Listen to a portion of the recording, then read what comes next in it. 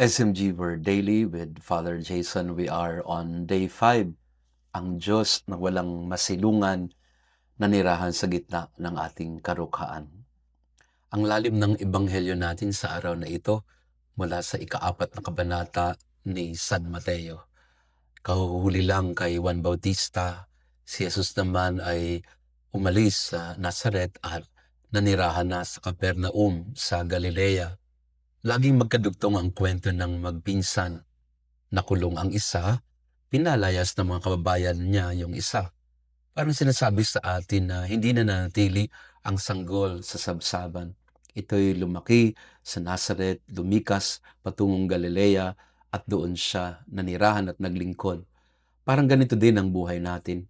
Pinapanganak sa isang lugar, lalaki sa isang maliit na bayan, lilipat at magtatrabaho sa malaking syudad o ibang bansa.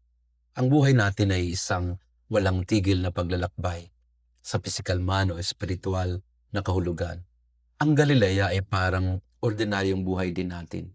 Ito ang lugar ng paulit-ulit na trabaho, pagbubuo ng pamilya, mga tampuhan sa pamilya, pagod na hindi nawawala, at mga tanong na maraming beses hindi nasasagot. Pero sa kaguluhan at kapayakan ng ating mga Galilea, dito piniling tumira ng Diyos. Masarap manatili sa Pasko. Maraming palamuti, ingay, pagkain, regalo. Pero hindi tayo pwedeng tumira sa sabsaban.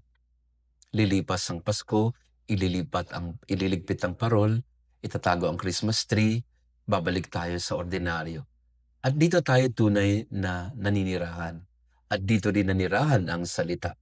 Dito siya nagturo, narinig, nagpagaling, nagpakain. Hindi lang tuwing Pasko mararamdaman ang presensya ng Emmanuel o God with us. Kasama natin siya araw-araw. Nakatira siya sa gitna ng ating magulong buhay. Nagbibigay lagi siya ng liwanag at pag-asa.